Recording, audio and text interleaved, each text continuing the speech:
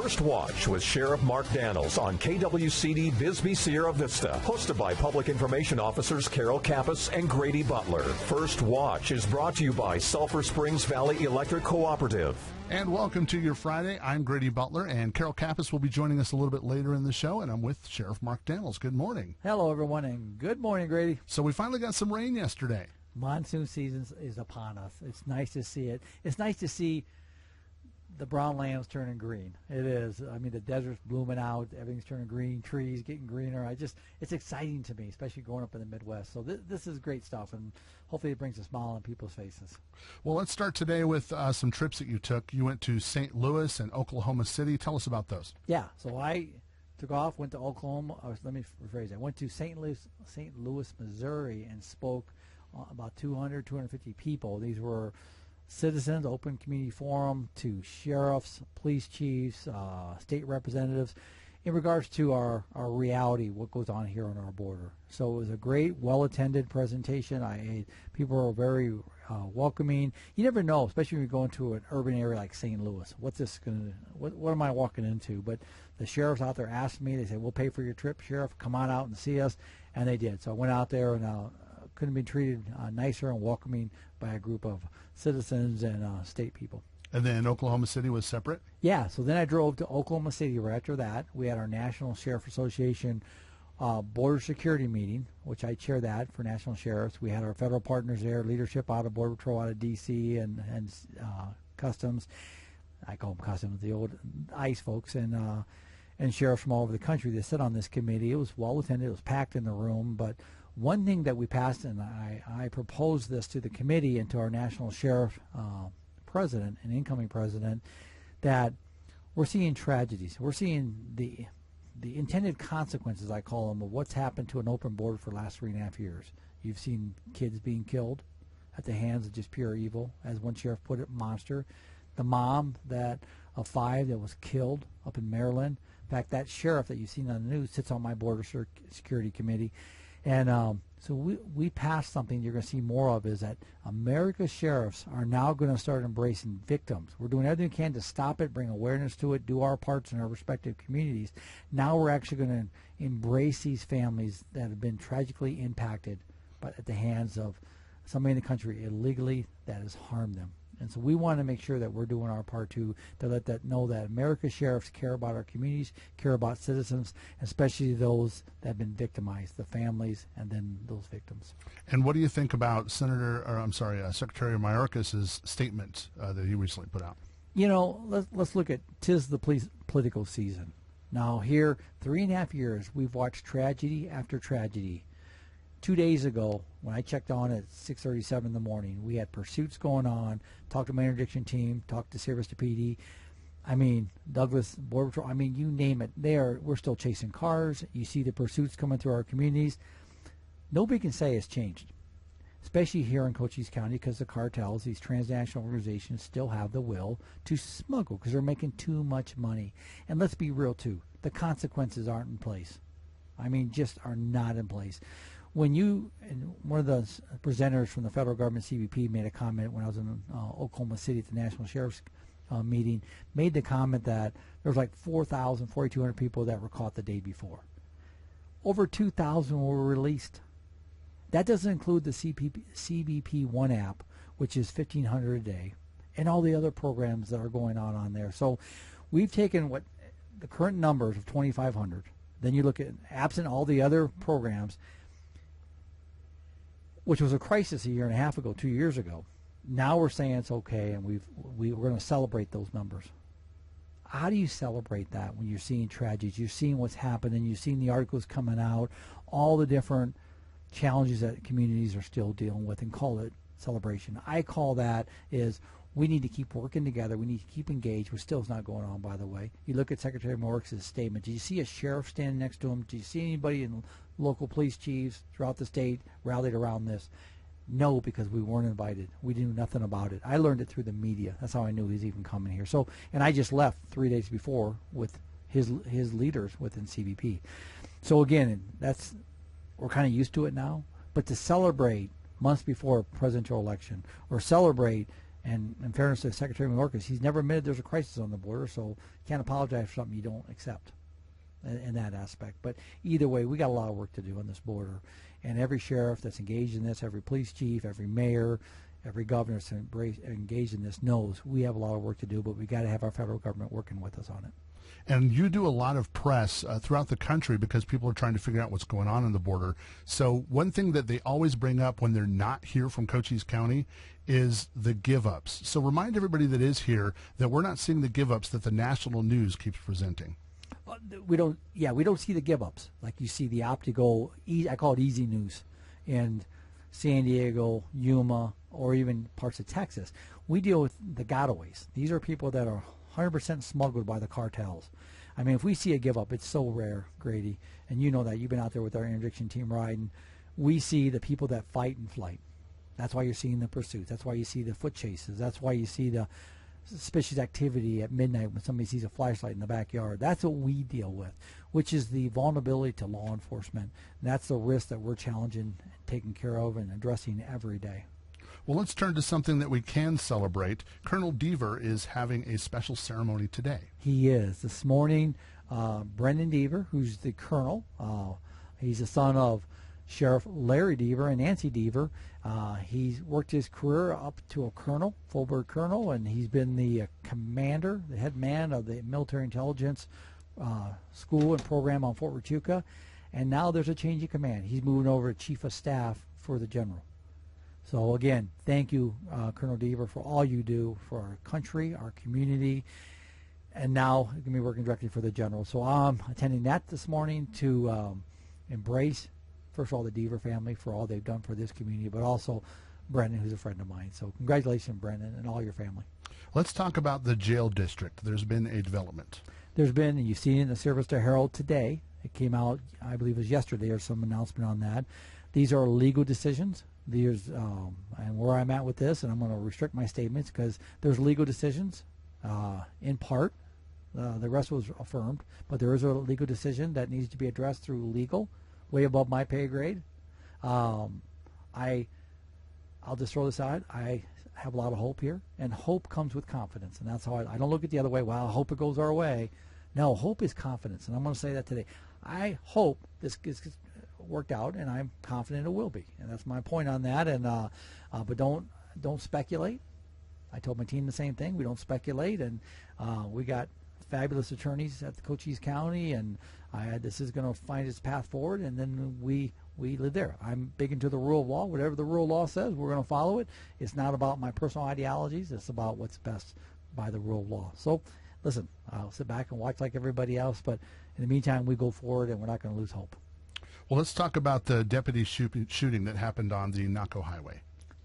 Let me just say my first priority in that whole thing, when I was briefed, hey, we got this shooting going on, my first concern, like any chief, any sheriff, is the safety of the men and women wearing a badge, to include my deputies. My deputy spotted the vehicle. This was an attempt to locate. He was a homicide suspect. As he chased him, shots were fired. It was a shooting, roving, moving shooting during the pursuit. It ended up crashing, as we all know. The shootout continued. This suspect had all intent to harm or kill those who wore a badge, to include my deputies, I should say. They did everything right. From Sierra Vista police officer involved, Border Patrol agent involved, DPS trooper involved, Bisbee PD officer involved. So and my deputies, let me just say, congratulations, and I commend everything they did on that shoot. Their training went into place. They did what the main objective of law enforcement is. They neutralized a community threat, but then they went home safe. So kudos to them. The investigation will continue with the facts coming out, but everything I've been heard so far, and again, I've read nothing, it's been told, is they did everything right. It was a good shoot. The family did reach out to me and apologize for their loved one putting our people in this position. Thank you to the family. That takes a lot. I've known the family a long time, and I know how tough it must be for them. So I always say this, families are secondary victims too. They truly are. They did not enable this. They are secondary victims. But the person that is in custody right now is being held accountable for his actions. He will be held accountable through the criminal justice system, and the rule of law will apply here. And this is not the Cochise County Sheriff's Office case, but there was an aggravated shooting in Sierra Vista as well. There was, and you look back how senseless that was. We lost a community leader, a veteran, over a traffic maneuver. Think about that. And an individual with his child in the car, and I'm not going to speak on the investigation, but I'll speak on the facts that's given to the media, is the fact that he took his life. He took his life with his child there, and he changed his life forever. He changed our citizens' life forever, and mainly, again, secondary, the families on both sides, over a traffic maneuver. And let me just say this. I mean, you hear us say on the show, for how many years we've been doing the show now, a couple, 2 or 3 years, that, listen, slow down, show respect, be patient, but if you're involved in a road rage, don't engage, don't make eye contact, and don't make it personal. Call 911, let us engage, because you have no idea why this person, the aggressor, is going after you. But obviously there's an act of anger, there's an act of violence. Let us address that that's trained in it, and let us de-escalate it, not you. I'm not saying this individual did that was killed here, our community neighbor that was killed. But we got to be smarter than the situations, and we got to self-discipline on these situations too, both sides. Well, let's take your stop of the week and talk about cars being towed. You know, I want to share this because this is such a misunderstanding. So state of Arizona, and you see us towing cars, tow trucks come to scenes. A lot of times you see them in accidents. That's a whole different story. But I'm talking about on traffic stops. So if you get stopped on a traffic stop and your driver's license is revoked for any reason, or you've never been issued a driver's license, or you have a ignition interlock violation installed in your car, which means you got picked up for DUI and you have that interlock in your system, so it's installed based on a violation, or reckless driving. Say you're doing burnouts, whatever, or racing on a highway. How many times you see that up and down the highways? Or you're obstructing a highway or public thoroughfare based on some specific circumstances that places people in for bodily injury or harm, or any out-of-state revocation on your driver's license. Your vehicle is towed for 20 days. That means 20 days your vehicle is towed, sitting in an impound, and you pay every day that's sitting there. That is very costly. And does the deputy have any discretion on those? None. It's a shell law. It's not discretionary by the deputy. People get so upset. I told one, that's my traffic stop of the week, I told one yesterday, she was crying. She had no driver's license, besides no paperwork, but she had no driver's license on the car, or on her. She never had a license. That's an automatic 20-day tow. So I bring that out. So next time you drive, if you fit in those categories, first of all, if you don't have the license, proper paperwork on the car, you shouldn't drive anyway. But if you fall in those categories I mentioned, and we stop you, you will lose your car for 20 days, unless something is a hearing officer brings something. There are some hearings you can do, but the bottom line is you're served a notice by the law enforcement officer, trooper, deputy, or officer that your car is being impounded for 20 days. So I share that with you because I don't want to see anybody get in that position. First of all, follow the rule of law like we talk about all the time on this show, and you shouldn't have that problem. Well, since the rain is it's going to be in our near future some more, let's talk about turn around, don't drown as our safety message. The monsoons are early. I usually look at July 4th as the start for the monsoons. This year they're early. We're seeing rain, which means once the ground saturates, the water moves above the ground, not in the ground. And what I mean by that is these washes, these ditches, thank you for using that word for me, fill up very quickly. And when they do, don't go into them.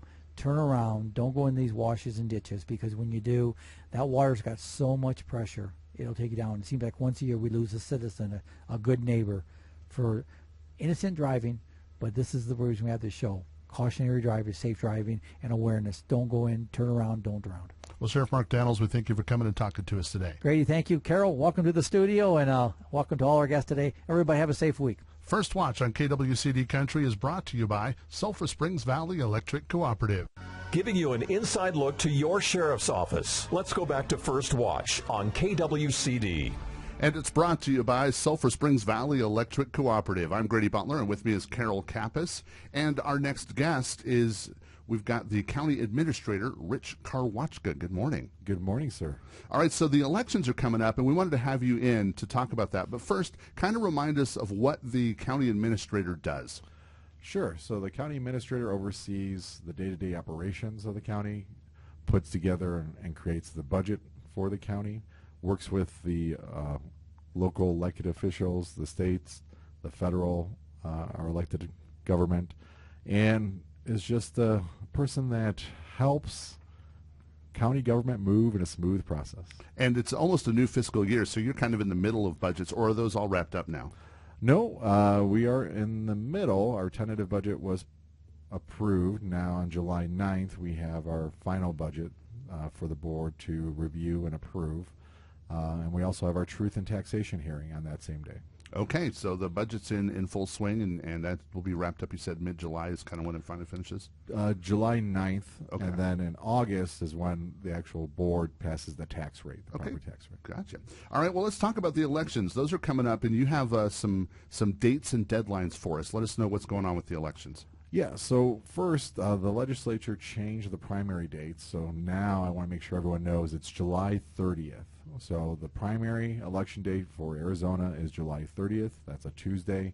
The last day to register to vote is July 1st. And there's a couple ways you can go.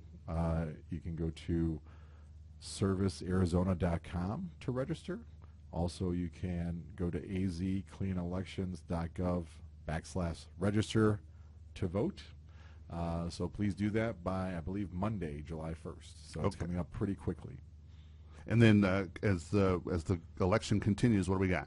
So also early voting begins July 30th, or July 3rd. So early ballots be mailed out July 3rd. Your last day to request a ballot by mail is July 19th. So those are the key dates that are coming up. And then the election is finalized and done when? Well, that's a good question. So election night on July 30th, all the early ballots that came in previous to that they've been tallied, that first result is those numbers, but the day of voting usually takes a couple days longer if there's some issues. Okay, and let's talk about the ways that people can vote, because they can go to the ballot boxes, and those will be locations that'll be, how do they know where to find those? So you can go on the recorder's office if you wanted to know where the drop box are, and you could also call the recorder.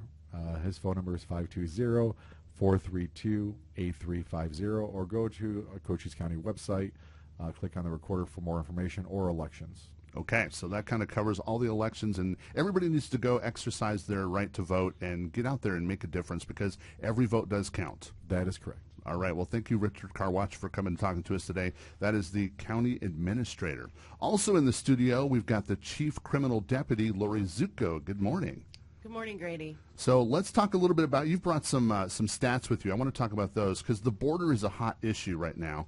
But before we get to those stats, what does your office do? Grady, our office, well, the part that I'm the head of is the criminal section, which is about 80% of the office. And we prosecute the misdemeanor in the justice court and the felony cases in Superior Court.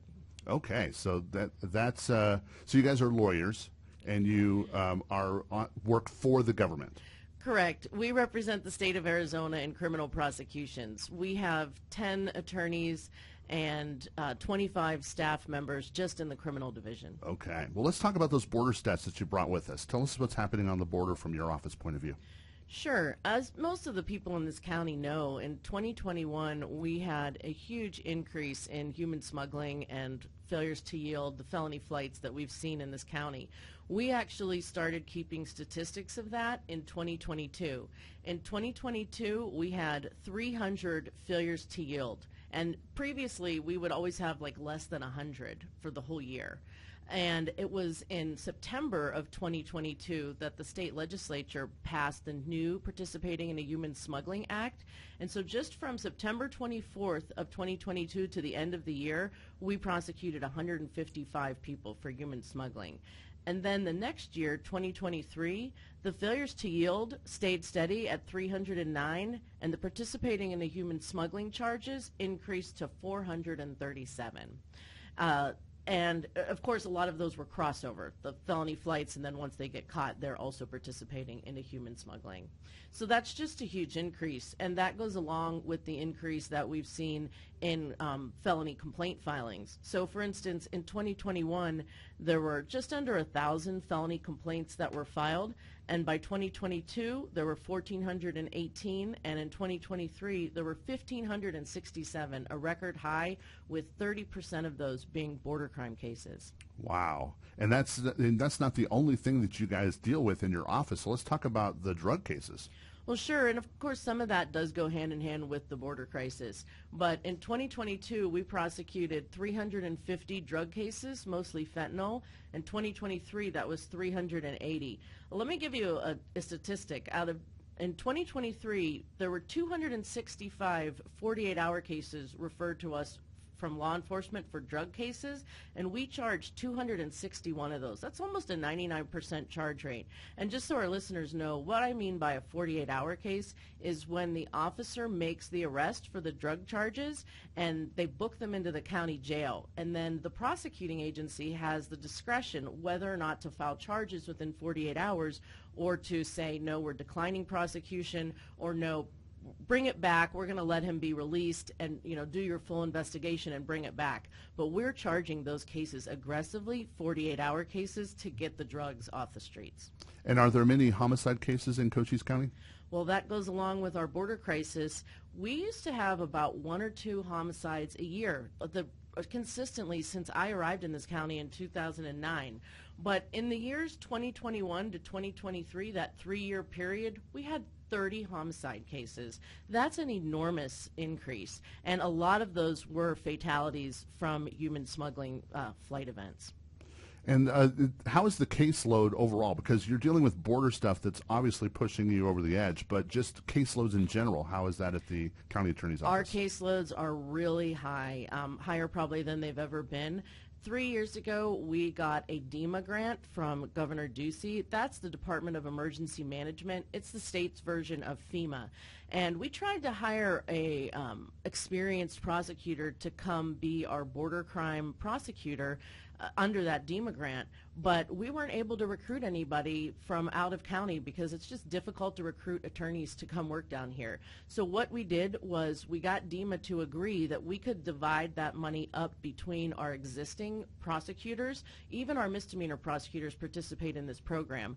So they track their time on border crime cases. It's like billable hours for a private law firm, and then they get additional salary increases from the DEMA money. So they have an increased caseload, but they do have a slight increase in their compensation.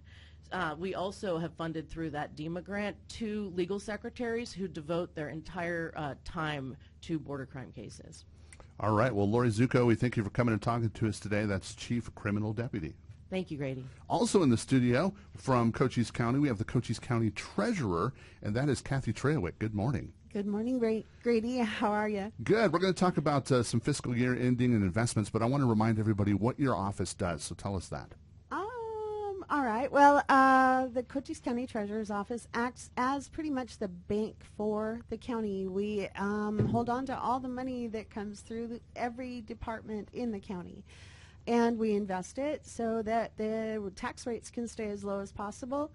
We make sure that when they pay their bills that all the money is available to them, but we also keep it invested at the same time so that we can get a decent return on the taxpayers' money. Well, since you brought up investments, let's go ahead and talk about those. How does the county invest money, and where's the money coming from, and where does it go?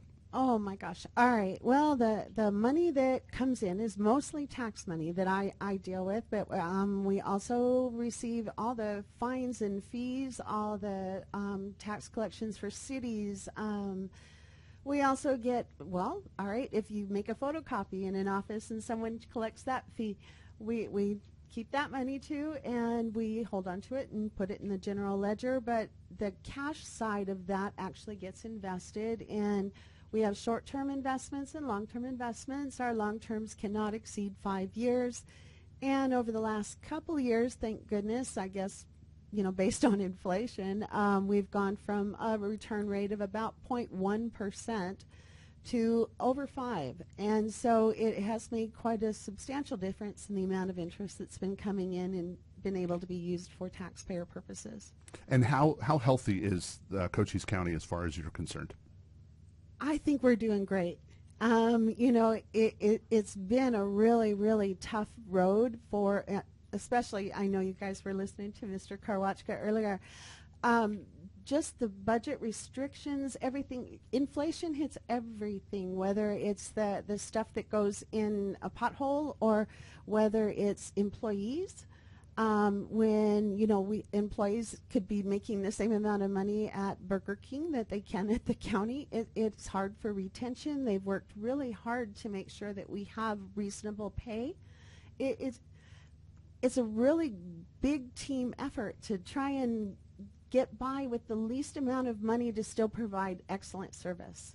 And the fiscal year is wrapping up as far as the government's concerned, so tell us where we're at with that. Oh, today's the day. This is fiscal year end.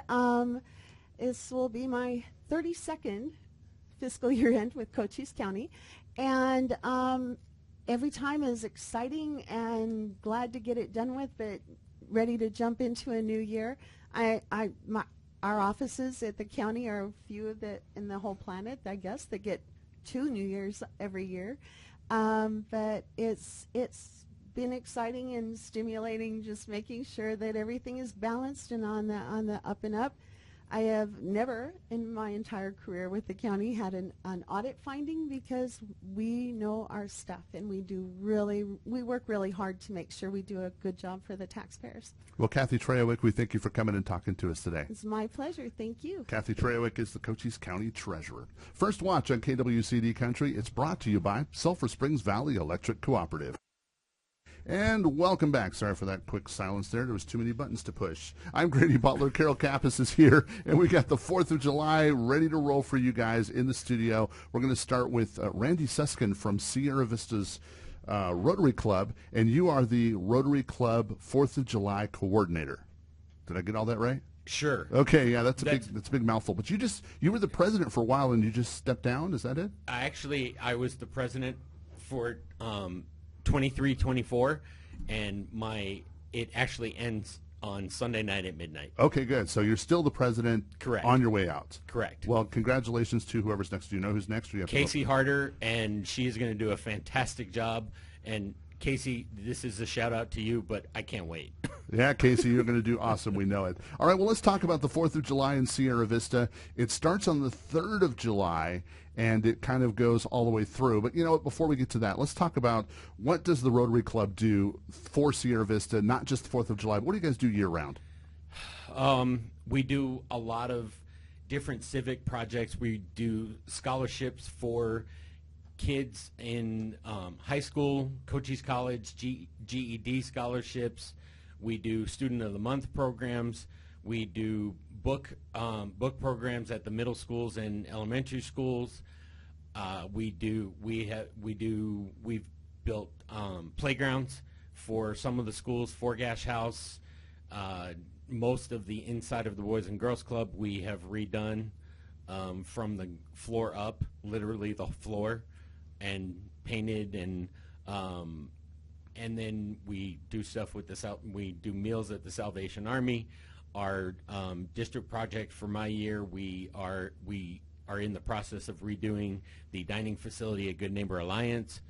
So it's all community-based stuff, and we just do it.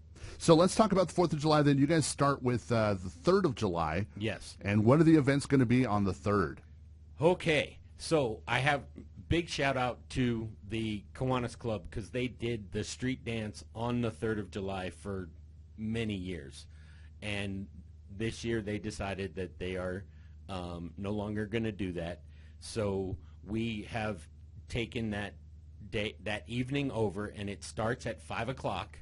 And we're going to have live music, food vendors, and this year we have 12 food vendors, and beer and wine concession and drinks, soda and water, and we're going to have 3 bands this year, starting at 5 o'clock, going till 11, And the band at 5 o'clock is Radio. The band at 7 is Cosmic Tea. And then the band from 9 to 11 is OFR. And they're all local bands.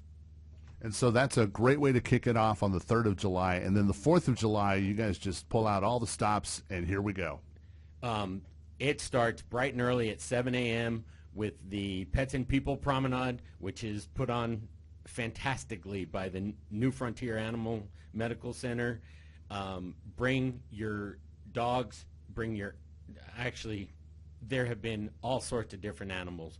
People have brought tortoises, people have brought ferrets, people have brought horses. I mean, try not to bring a horse, but it has happened in the past. And people dress up because there's categories and prizes. The mayor will after the promenade is over and the categories are decided, the mayor presents hands out the prizes. And not only do people dress up their pets, but they dress themselves to match their pets. So it is a great event, and you can get there and you can register at newfrontieramc.com, or if you can register morning of, they would hope you would register first. And then the day continues. And then after that's done at about 8 o'clock, then we start on the pavilion stage at 9 a.m. with civic presentations by the Boy Scout troop and the American Heritage Girls from Ty Bays at the Salvation Army. And then there is just entertainment all day long. And then we'll have the Desert Thunder Gymnastics. Then is the Salute to the Union at 11:30, which is our Casey Harder is going to preside over the ceremony because our club president, they start their term on July 1, and their first event is July 4th. So we just throw them right in. And that involves the cannons and the flyover, right? That's the cannons, the flyover.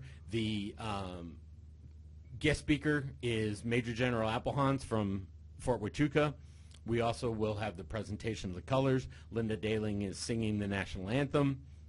And then the flyover, we're waiting on confirmation on who the pilots will be, but they come over, and then after that, the entertainment continues with the Sierra Vista Community Band. Then we have Star World Academy Tang Sudo. Then we have Hula Lima. And then we'll have Patrick Rail and the 357 Band. Then Dancing On and Sierra Vista Community Theater. And then a new band, newly formed, is the Triple Shot Band. It's a three-piece band that plays all different kinds of music. Same thing with Patrick Rail. They do all different kinds. And the night of the 3rd is going to be all different kinds of rock and roll. Okay. So then let's get to the Stone Sports Complex with the fireworks, because this is what everybody's waiting to see. It is. And last year, we based on estimates, there were over 10,000 people there last year. Wow. All right. So when does it start, and when should you go to the sports complex? You should go to the sports complex because people want to set up their blankets and get get a space and bring coolers. We do have a ranger checkpoint, so you can't go past the ranger checkpoint. You have to park outside and walk in.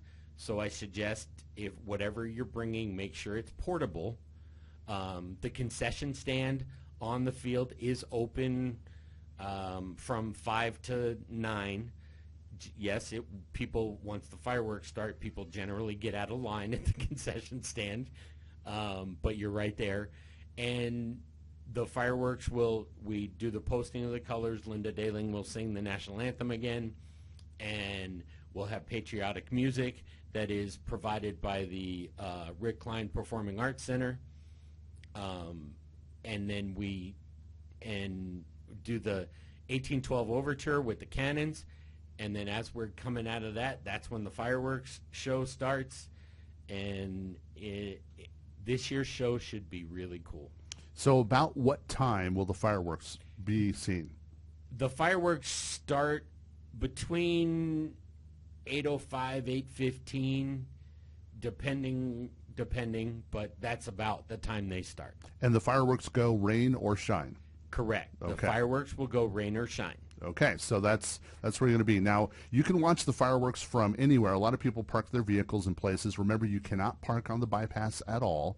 The And- bypass will be closed. Yeah, it'll be closed. You can't park over there anywhere. It'll be closed from Coronado all the way to MLK. So get where you want to go. But you want to go down to the fireworks because there's a ground show. So talk about the ground show for a minute. The ground show has a part of the ground show is what is called the waterfall, and it is named for Vinny. Yeah, Vinny's New York Pizza. He did that every year, and he the story behind that is pretty cool. Tell us the story.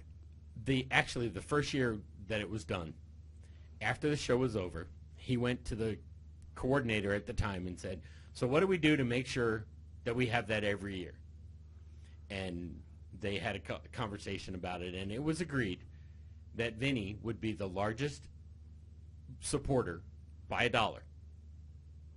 And moving forward to today, they are absolutely have kept that up, and it's a lot more than just $1. And that waterfall is something to see. It's worth going down to Stone Sports Complex just for that. I mean, it's amazing. And that's really why people start getting there usually around 3:30, because they want to be able to set up where they can.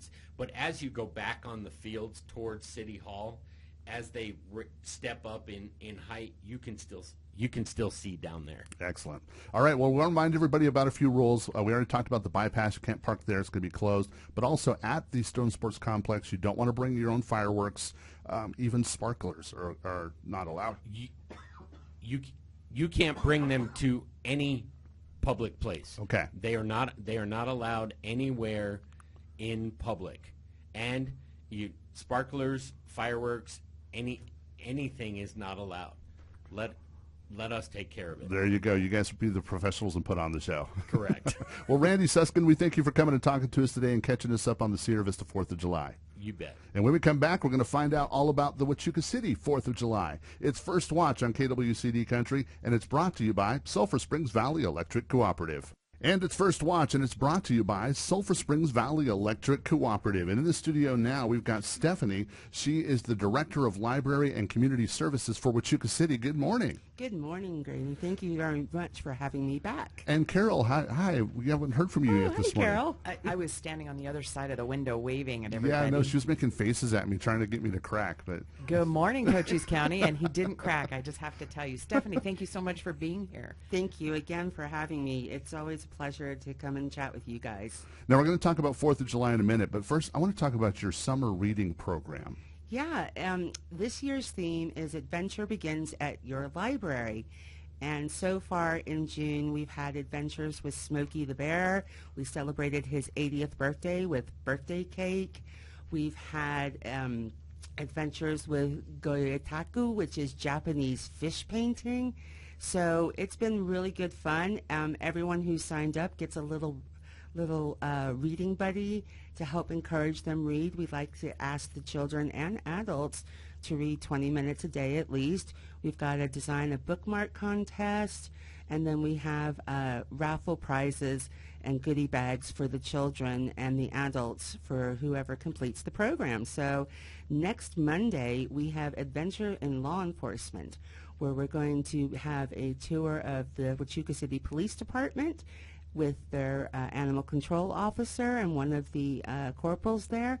And we're hoping that a certain sheriff will make a surprise visit and read a book to the kids. And parents, we are accepting money if you would like your children locked in the cells for a while. I know I would like to be. And then we have, on the 2nd, we have Adventure in First Responders and Firefighting. Again, we'll be looking at Fry Fire that is stationed in Huachuca City.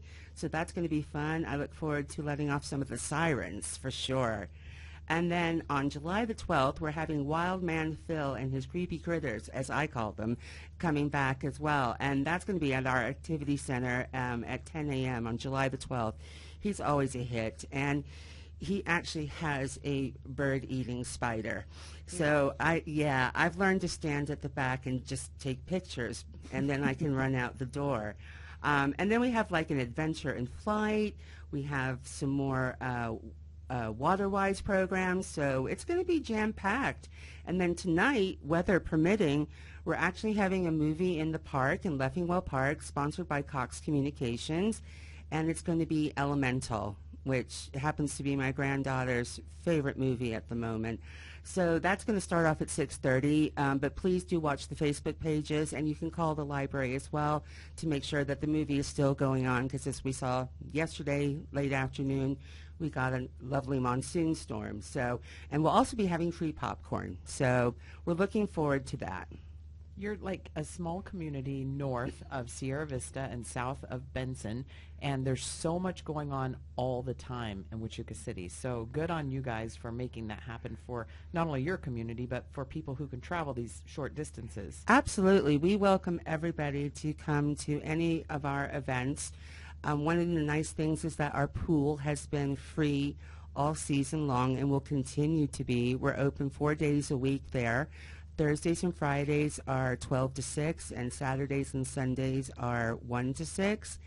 And the council voted to keep it free. And so in August, we go to Saturdays and Sundays only, and we wrap up at Labor Day weekend. And I tell you, last year after the 4th of July, it was so hot. I phoned up the lifeguards who I sort of organized and said, don't close the pool till I get there.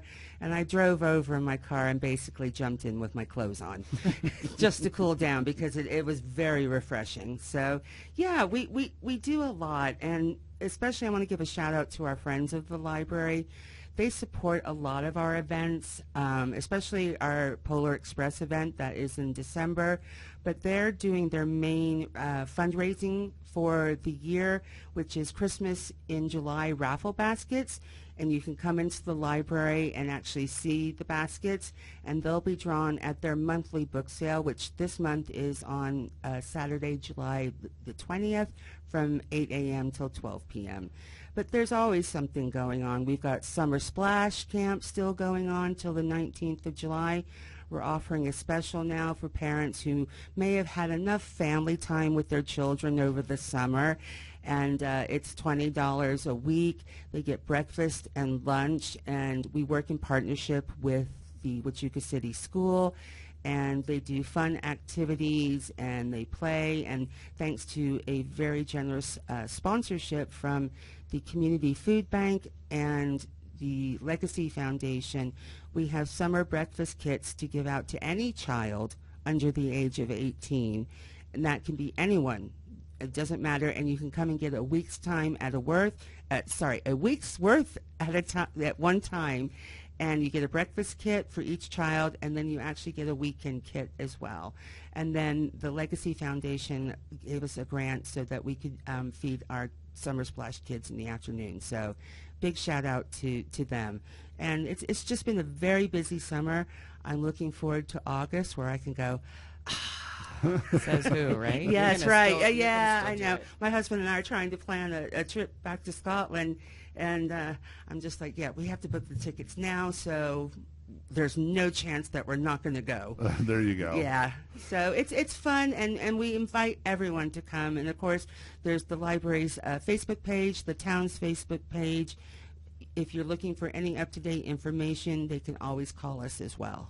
Okay, well, let's dig into the 4th of July. What do you guys have planned for us? Oh, my goodness. What don't we have planned? So we've got free games and activities and free prizes, free raffle tickets, and we have 2 cakewalks each for adults and children. And I have to say, adults this year, can you try and be a little less aggressive? Honestly, worse than the kids. We have a pie eating contest, which is always hilariously good fun for those of us not partaking. And then the local band Rock Us will be back. And then our council members and town staff will be handing out free hot dogs, soda, chips, and watermelon, popcorn, and snow cones. And then at dusk, we'll have the fireworks. The pool will be open from 12 to 6 that day as well. So just come on down, get a blanket, bring some chairs, settle in. Raucous are really great. They play all types of music. We have a local Girl Scout troop that is presenting the colors.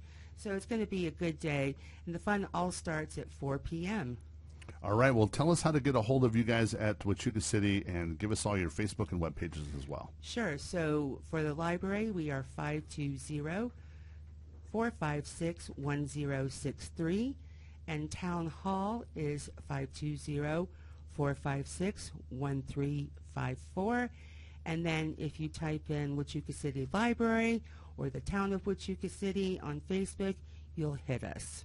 All right, well, Stephanie, we thank you for coming and talking to us today and catching us up on everything Huachuca City. Thank you very much, and I hope everyone has a really good weekend. And Carol, how do they get a hold of us at the Sheriff's Office? Reach out and touch us at cochise.az.gov/sheriff. That would be your ticket into our webpage. We also have our social media at Cochise County Sheriff's Office, Sheriff Mark J. Daniels. If you want to use a telephone, give us a call, 520-432-9500. First Watch on KWCD Country, and it's brought to you by Sulphur Springs Valley Electric Cooperative.